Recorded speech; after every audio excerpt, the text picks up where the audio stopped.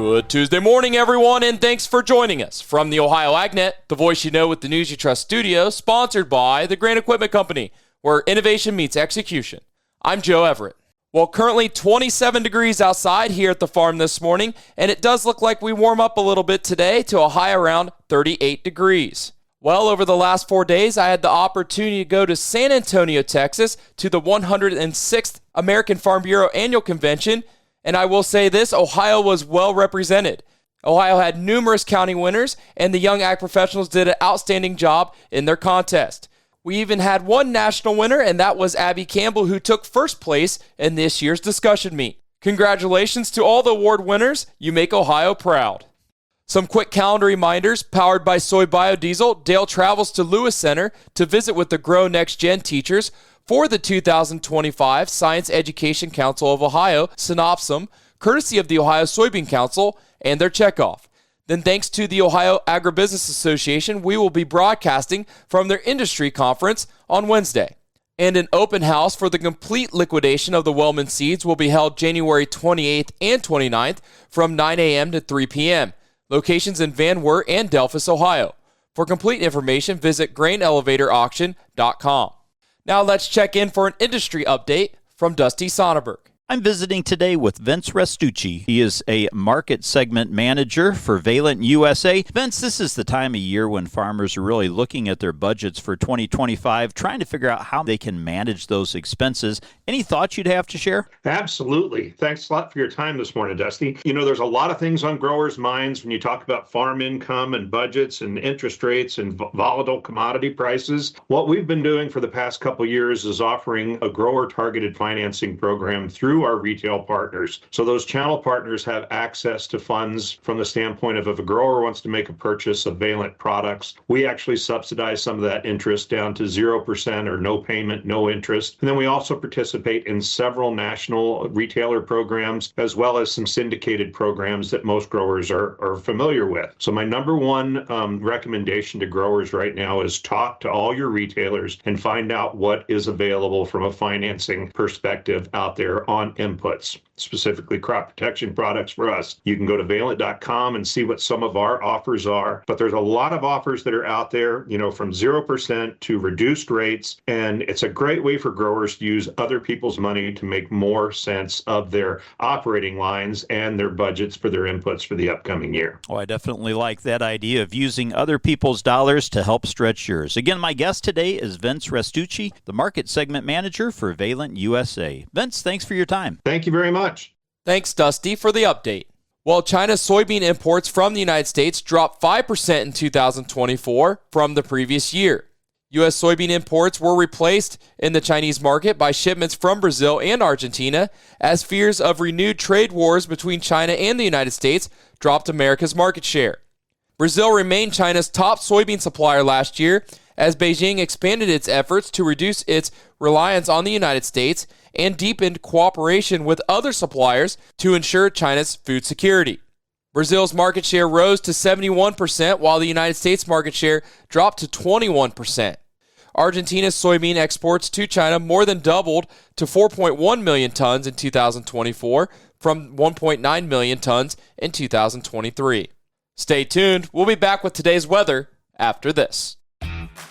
Hey, pork producers, it's almost time for the 2025 Ohio Pork Congress, your connection to all things pork. It's back in Lima, Ohio on February 4th and 5th with the latest on swine health, facility management, economics, and product innovation, all within the largest pork industry trade show in the region. So make plans now to join us at Veterans Memorial Convention Center by going to ohioporkcongress.org for more information and early registration discounts on tickets. We'll see you in Lima. Watch your step, Ohio. Winter weather is here, so let's keep your team from slipping on the job. Make sure to examine your work areas daily and clear hazards that could result in a potential fall. Hoses, cords, buckets, farm tools, and equipment can all pose a problem. As the days get darker, you'll want to replace any poor lighting, too. Keep walkways and entrance areas clear, dress for the weather, and stay safe and warm. This safety tip brought to you by the Ohio Bureau of Workers' Compensation. Visit pwc.ohio.gov for more safety resources. You're tuned in on the Ohio AgNet. Today's weather brought to us by Seed Consultants. Simply better performance online at seedconsultants.com. Here's the forecast. Another dry day in over Ohio today. Got some sunshine here. Not too shabby overall. I'm Chief Meteorologist Ryan Martin. Let's take a look at your forecast update. No major changes in thought process. I think we're going to be dealing with on again, off again sunshine through today and tomorrow.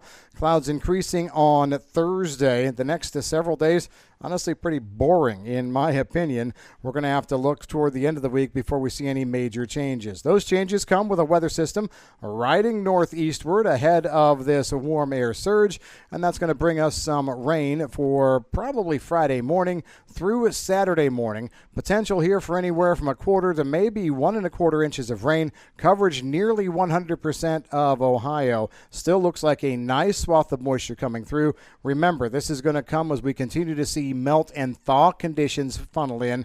So the ground is going to be sloppy, greasy, and the rains will add to that. I do think that we dry down Saturday afternoon, looking to put together a dry Sunday and Monday. The key thing that I'm seeing for next week is a very strong stratification of warm air and cold air.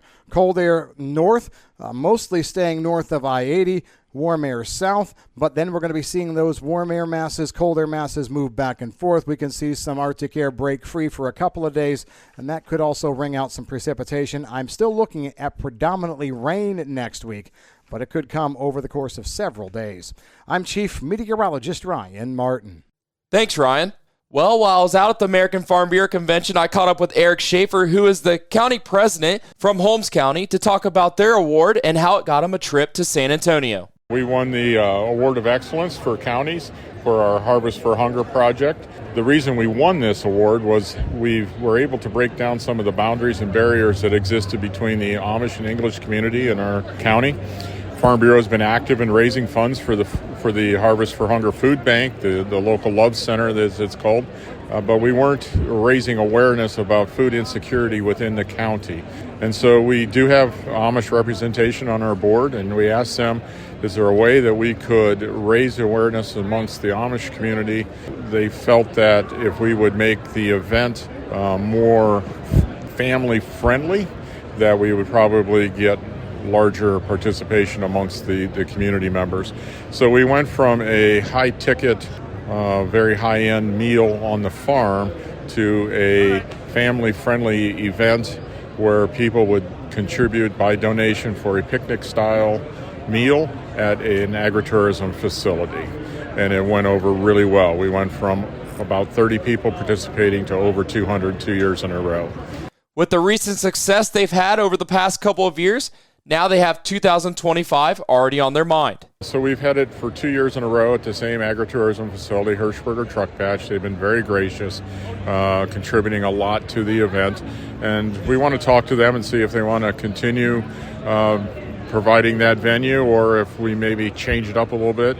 One of the ideas we tossed around was potentially asking all the pizza shops within the county to donate 5 or 6 large pizzas and maybe have a pizza dinner, and maybe have somebody donate the salads and fixings, and then get a bounce house in, some cornhole, just really make it a family night. Again, that was Eric Schaefer, Holmes County Farm Bureau president.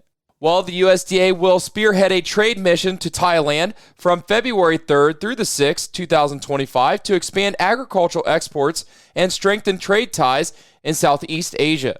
The mission includes 40 agribusinesses, trade organizations, and representatives from 5 state departments of agriculture. The mission isn't just about boosting exports, said Patrick Packnett of the Foreign Agriculture Service. It's about creating enduring partnerships that benefit American farmers and meet the growing demand of Southeast Asian consumers for high-quality grown U.S. products. In 2023, the U.S. exported $1.2 billion in agricultural products to Thailand, making America the country's 5th largest supplier. While bulk commodities dominate current exports, Thailand's expanding middle class and growing demand for imported goods create strong opportunities for U.S. consumer-oriented products. With a population of 70,000 and real GDP projected to rise 2.6% in 2024, the region offers significant growth potential. This mission will include meetings with officials from Thailand. Well, cattle and calves on feed for slaughter market in the United States for feedlots with a capacity of 1,000 or more head totaled 11.8 million head on January 1st. The inventory was down 1% below January 1st of last year. The inventory includes 7.25 million steers and steer calves, up 1% from the previous year. This group accounted for 61% of the total inventory. Heifers and heifer calves accounted for 4.58 million head, down 3% from 2024. This report was about as bullish of a report that cattlemen could have hoped for, says DTN livestock analyst Shaylee Stewart. It's a relief to see more marketing taking place, which in combination with lighter placements helped decrease the total number of cattle on feed. Marketings of fed cattle during December totaled 1.74 million head, 1% higher than last year. Other disappearances totaled 59,000 head during December, 2% below 2023. Stay tuned. We'll be back with your grain analysis and your overnight markets after this. Morton Buildings is holding their annual Building Value Day sales event running now through the end of February. Morton Buildings are built stronger, last longer, and look better. So if you're planning for a garage, farm shop, stall barn, a storage building for your RV, boat, or collectibles, or anything in between, act now and contact one of their 4 Ohio offices by visiting mortonbuildings.com or call 800-447-7436 to take advantage of their current savings on select new buildings. Certain restrictions may apply. This offer is available on select building styles. Contact your local construction center for more details. Nearly 90% of farmers say that financial worries, constantly changing market conditions, and other uncontrollable variables take a toll on their mental well-being. Add in the weather and family dynamics, well, it's a lot to handle alone. But did you know farmers and their families can receive free confidential services from licensed professionals? Support is available 24/7 to help with the challenges you face. Look for Farm Family Wellness Alliance under the Resources tab at farmfoundation.org. Take care of yourself. Your well-being matters. Today's market analysis is brought to you by the Louis Dreyfus Company, excited to be building the newest state-of-the-art soybean crush facility in Upper Sandusky, Ohio. Call 574-566-2113 for more information on soybean marketing to LDC. Here's Ryan Martin. Grain markets finished lower to start the week on Monday. Taking a look at the numbers, we had beans down anywhere from 5 to 11, corn down 2 to 5, and wheat was down anywhere from 5 to 9 cents. Now, to be honest, those numbers were a lot better than what we saw trading early in the day. We came off of the lows, and so there's a little bit of optimism. Now, it may not be correctly placed, but there's a little bit of optimism for what these markets may be able to do later today. Let's talk through some of the things that were in the marketplace yesterday. Futures moved sharply lower early on through midday due to improving South American weather and slowing pace of U.S. corn, bean, and wheat export demand. It's not taken long for March Chicago wheat to retest its contract lows. Corn spreads are weakening as U.S. farmers have moved, honestly, a fairly sizable batch of old crop supply, with March corn futures pushing past $4.80. Soybean futures exceeded $10.50. A lot of bean movement as well here over the past couple of weeks. The January supply and demand report has spurred the recent rally decline in U.S. corn and soybean yields. Dryness has been noted across the South American chain. All of that seems to be changing a little bit. The USDA did announce a flash sale of 139,000 tons of corn to Mexico for the 24-25 crop year. And the weekly export inspections were out. For the week ending January 23rd, U.S. exported 49 million bushels of corn, 26.7 million bushels of beans, 17.8 million bushels of wheat. For the respective crop years, we are still above last year's pace on corn by about 31%. Beans are still up 19% year on year. Wheat is up 25% year on year. Traders also were discussing yesterday President Trump's tariff threats against Mexico, Canada, and China. Folks are complaining that they have no idea that Trump is going to be taking tariff action against places like Colombia, like what happened on Sunday. However, Colombia relented pretty quick. It is making the market very difficult to try and plan for. I'm Ryan Martin. Thanks, Ryan. Now looking at your overnight trade brought to us by Seed Consultants. Simply better performance online at seedconsultants.com.